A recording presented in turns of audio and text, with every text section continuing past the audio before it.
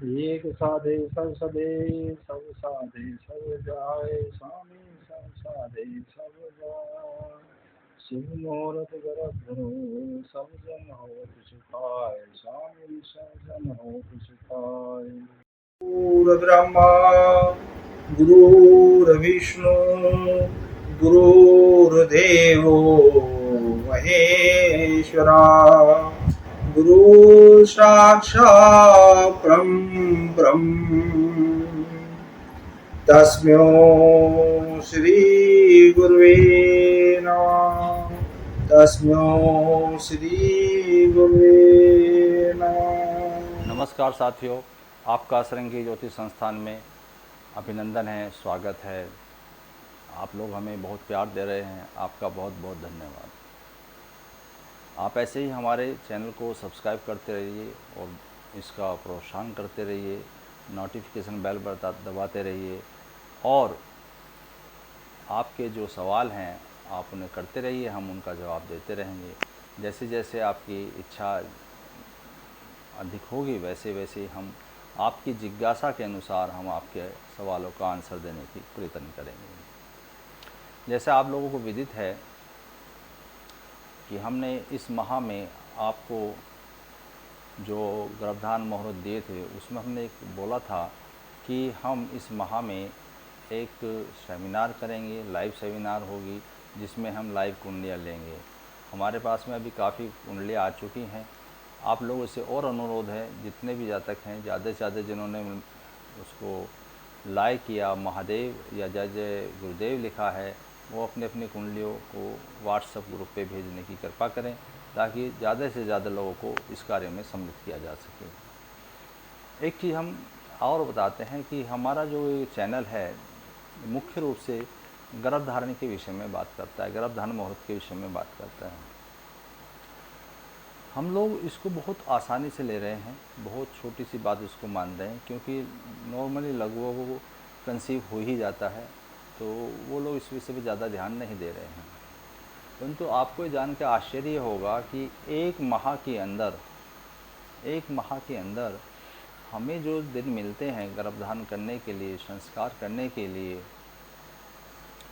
वो काफ़ी अधिक हैं।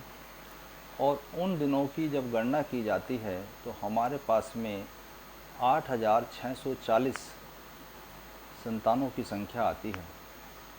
उसमें बहुत अच्छी संतानें भी होंगी, उसमें कुछ खराब संतानें भी होंगी, उसमें कुछ बहुत अच्छे योग भी होंगे, उसमें कुछ बहुत बेकार योग भी बनेंगे। तो जब हम गर्भधारण संस्कार कर ही नहीं रहे हैं तो हमें पता ही नहीं होता है कि हमारा बच्चा किस समय में हमने धारण किया है और उसके परिणाम क्या होने वाले हैं। ऐसी स्थिति में कई बार हमें बहुत ही निकृष्ट और बेकार संतान मिल जाती है। कई बार हमें ऐसा होता है कि संतान के गर्भ में आते ही हमें परेशानियां शुरू हो जाती हैं। कई बार ऐसा होता है कि संतान के जन्म से पूर्व ही अनिष्ट हो जाते हैं। कई बार ऐसा होता है संतान के जन्म के बाद में या संतान के जन्म के समय से ही हमारे घर में बहुत किलकारियाँ गूंजती हैं, बहुत खुशियाँ आ जाती हैं, बहुत आनंद हो जाता है, मंगल ही मंगल हो जाता है। तो ऐसा जो हो रहा है उसके पीछे का जो विज्ञान है उसको हम समझने का प्रयत्न नहीं कर रहे हैं।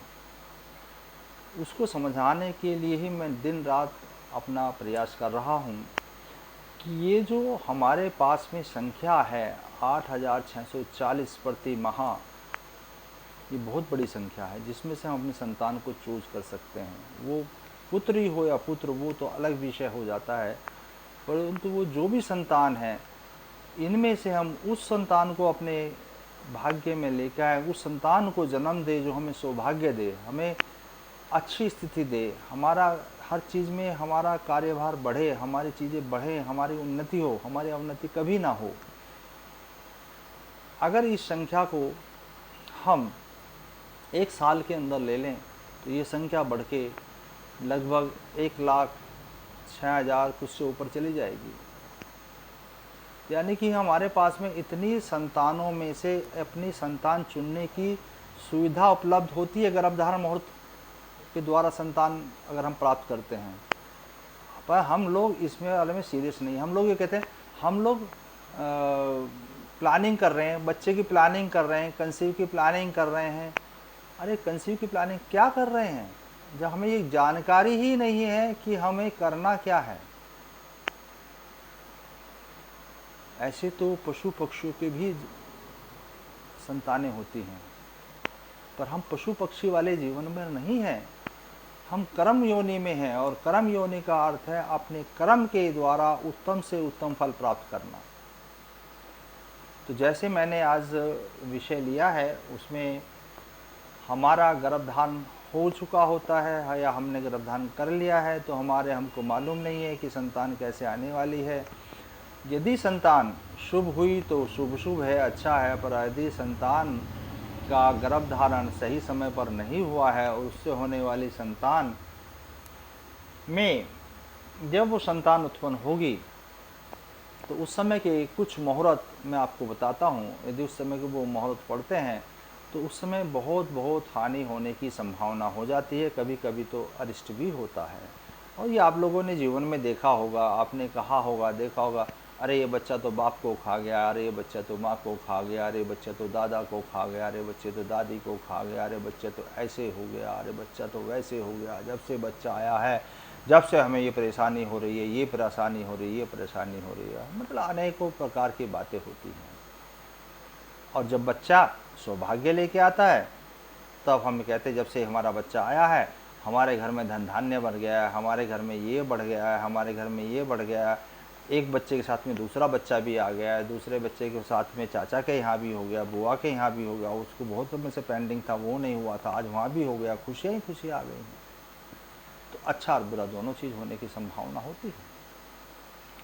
आज हम कुछ योग ले रहे हैं, उन योगों का प्रभाव हमारे लिए सुखद तो नहीं है बताने के लिए, परंतु क्योंकि बताना आवश्यक होता है कि हमारे गलत समय पे कंसीव करने से जो हमें हानि होती है उसकी जानकारी हमको होती नहीं है, और हम फिर जीवन भर कष्ट उठाते हैं।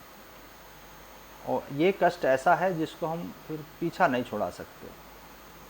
बाकी सब चीज़ों से आप छुटकारा पा सकते हैं, पर इससे छुटकारा नहीं पा सकते हैं। यदि और मंगल या राहु जैसे ग्रह जन्मकालीन समय में 9वें या 11वें भाव में आने वाले हैं तो आप उस मुहूर्त को परित्याग कर दें, उस मुहूर्त में कभी बच्चा धारण ना करें। ये एक अच्छे ज्योतिषी की निशानी है, वो उस मुहूर्त को आपको बताएगा ही नहीं, उस मुहूर्त को त्याग कर देगा। क्यों त्याग कर देगा? क्योंकि इन मुहूर्त में यदि संतान की उत्पत्ति होगी तो पिता को अत्यधिक मतलब अत्यधिक कष्ट होने वाला है, चाहे वो शारीरिक हो, मानसिक हो, वाचा, कर्मा, मानसा, व्यक्तिगत कैसा भी कष्ट हो, वो फाइनेंशियल कष्ट भी हो सकता है, ऐसा नहीं है, व्यापारिक कष्ट भी हो सकता है, आपकी आर्थिक स्थिति को भी नुकसान पहुंचा। यानी कि जिन कारणों से मृत्यु तुल्य कष्ट होने लगे, ऐसा कष्ट इस जातक की उत्पत्ति से पैदा होने की संभावना बन जाती है। तो क्या हम ऐसे जातक को अपने घर में स्वीकार करेंगे? अगर पता होगा तो नहीं करेंगे, और जब पता ही नहीं था, मालूम ही नहीं था, तो आ चुका है, और जब आ चुका है तो वो घटना आपके जीवन में निश्चित रूप से घटेंगी, उसमें कोई दो राय नहीं होती है। तो इन घटनाओं से बचने के लिए हमें गर्भधारण मुहूर्त करते रहना चाहिए, गर्भधारण मुहूर्त का सहारा लेना चाहिए। ऐसी ही और एक घटना हम ले लेते हैं। यदि शनि और मंगल युक्त होनी चाहिए, ध्यान रखें, अलग अलग नहीं, युक्त होने चाहिए। ये यदि 7वें और 8वें भाव में आ जाएं, यदि ये 7वें और 8वें भाव में कहीं भी आ जाएं, तो वो जो पुत्र आपके उत्पन्न हुआ है, जो पुत्र आपके उत्पन्न हुआ है, उससे आपको कोई हानि नहीं होगी, उससे आप बड़े आराम से जीवन व्यतीत करेंगे, उससे आपको आनंद मिलेगा। परंतु तो आपको नहीं मालूम है कि जब उसके संतान उत्पन्न होगी, तो वो संतान या तो उत्पन्न ही नहीं होंगी उनके संतानें, क्योंकि ऐसे ग्रह ऐसे स्थान पर बैठ गए हैं, आपको संतान देंगे ही नहीं। गर्भधारण होगा तो बहुत मुश्किल से होगा, और होगा तो फिर गर्भपात होने के लक्षण बन जाते हैं, बनते रहेंगे। फिर भी यदि उसके संतान उत्पन्न हो भी गई है तो ध्यान रखिए उसका जीवन अधिक लंबा नहीं चलने का, ऐसा शास्त्रों में लिखा गया है। तो यानी कि आपने अगली पीढ़ी का भी विचार यहाँ से कर लेते हैं हम लोग। ये गर्भधारण मुहूर्त में आप अगर संस्कार कर रहे हैं, गर्भधारण मुहूर्त का संस्कार कर रहे हैं, तो आपको लाभ मिलने वाला है। जो हमने बताया कि 8640 में से हम वो संतान चुनेंगे जो आपके लिए हमेशा लाभकारी हो, शुभकारी हो, आपको हमेशा अच्छा फल देने वाली हो। एक और हम ये लोग ले लेते हैं, यदि मंगल पंचम में हो या दसम भाव में स्थित हो जाए, मंगल यदि पंचम या दसम भाव में स्थित हो जाए तो इससे जो कष्ट होगा, ये कष्ट होगा मामा को। कहते ना, कभी कभी बच्चा पैदा होता है तो कहते हैं भाई मामा को बड़ा भारी है, या इस तरह से ये बड़ा भारी है। तो वो जो पता लगता है वो इस ग्रहों की स्थिति से पता लग जाता है कि भाई ये बच्चा मामा को कष्ट देने वाला है। परंतु यदि हमें ये चीज़ें गर्भधारण से पूर्व ही मालूम हो तो हम इन चीज़ों को अवॉइड कर सकते हैं, इन चीज़ों से बच सकते हैं, हम सुखद जीवन जीने की कामना कर सकते हैं। यदि सूर्य पंचम या दसम भाव में स्थित हो जाए, किसी भी की कुंडली में देख लेना, जब सूर्य पंचम या दसम भाव में स्थित होगा तो उसके पिता को अथाह कष्ट होगा, अथाह। वो कष्ट जीवन को नरक जैसा भी बना सकता है, मृत्यु तुल्य कष्ट भी हो सकता है। यानी कि यहाँ पर जो कष्टों की हम बात कर रहे हैं तो उसमें हम लेंगे मानसिक कष्ट, उसमें लेंगे वाचा कष्ट, हमारी वाणी के द्वारा कष्ट होना, और हमारा शारीरिक कष्ट। तो मानसिक कष्ट में हमारी आर्थिक स्थिति भी आ जाती है, क्योंकि हमारी आर्थिक स्थिति जब डामाडोल होती है तो हमें बहुत कष्ट हो जाता है, बहुत ज़्यादा कष्ट हो जाता है। तो यानी कि या तो आदमी आर्थिक चीज़ की वजह से परेशान हो गया हो, या रोगों से परेशान हो गया हो, या अपनी वाणी से किसी से झगड़ा कर ले तो परेशान हो जाए। यानी कि किसी भी तरह का उसको कष्ट हो गया और वो कष्ट असहनीय हो गया, तो ऐसे जातक जब आपके घर में होगा तो आपके घर, आपका जीवन कैसा होगा, इसकी तुलना, इसकी कल्पना भी हम नहीं करते, ना हम करना चाहते हैं। हम ऐसी कल्पना करना भी नहीं चाहते हैं। हम तो ये चाहते हैं कि जब ये हमें पता है कि ऐसा होने से ऐसा हो सकता है, ऐसा होता है, तो हम इन स्थिति को अपने होने वाले जातक की कुंडली से अवॉइड कर दें। हम थोड़ा सा समय आगे पीछे कर लेंगे, ये ग्रह कहीं के कहीं चले जाएंगे, इनकी पोजीशन बदल जाएगी और हमारे जीवन में खुशियाँ आ जाएंगी। ऐसी स्थिति यदि चंद्रमा की हो तो माता को कष्ट देती है। तो ये कष्टों के हमने आपको बहुत सारे चीज़ें बताई हैं, और ऐसे और भी आगे लिखे हुए हैं सब ग्रंथों में कष्टों के बारे में।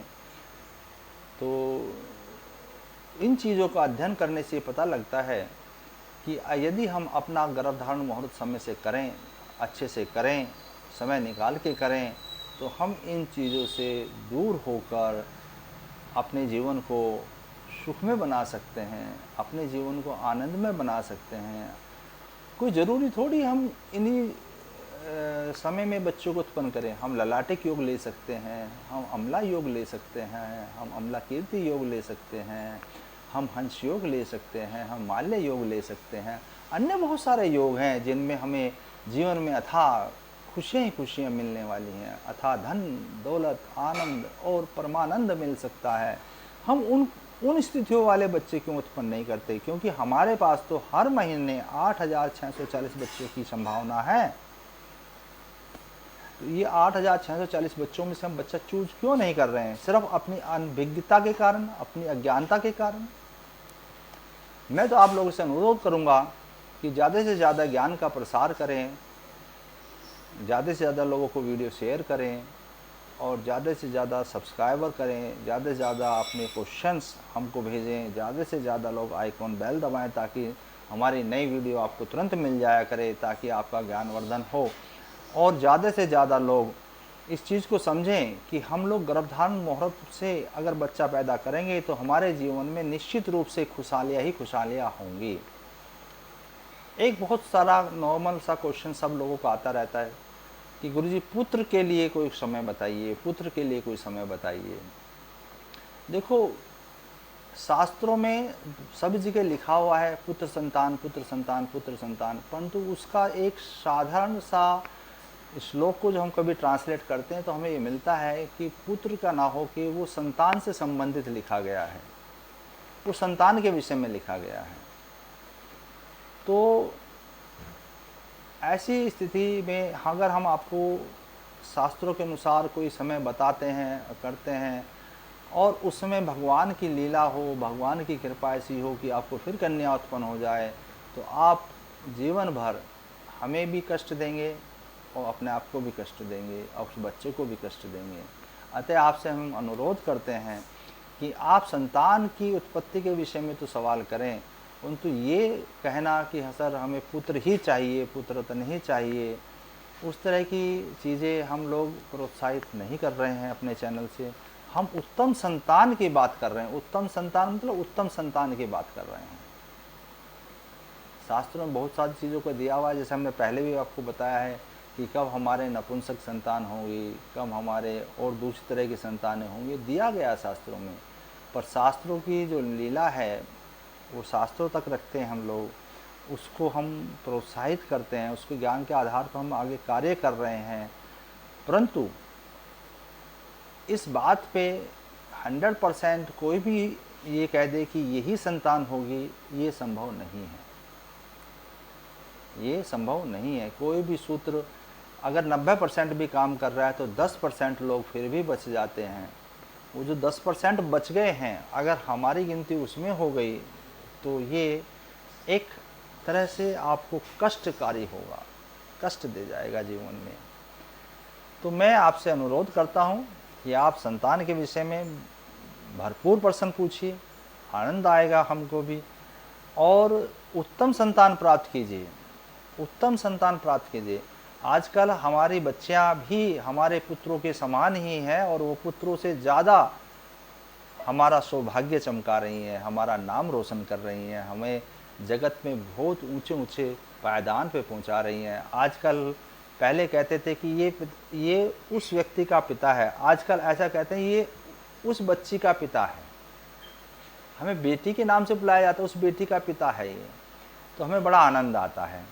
तो हम चाहेंगे आगे से भी आप लोग चैनल में बहुत सवाल कीजिए, कोई परेशानी नहीं है, परंतु स्पेसिफाई कि हमारे ऐसे ऐसे पुत्रियां हैं और हमें पुत्र चाहिए, मैं उसमें ज़्यादा आपकी मदद नहीं कर पाऊंगा। मुहूर्त देना अलग चीज़ हो जाती है, परंतु गारंटी लेना या किसी तरह की बातें करना या किसी तरह का प्रोत्साहन देना ये संभव नहीं है। आप लोगों से आशा करता हूँ ये मेरी जानकारी आपको अच्छी लगी होगी। इसको प्रोत्साहित कीजिए, आगे ज्ञानवर्धन कीजिए, आगे लोगों को बताइए कि गर्भधारण मुहूर्त करने से हम उत्तम संतान प्राप्त कर सकते हैं। नमस्कार, फिर मिलेंगे हम अगले वीडियो में।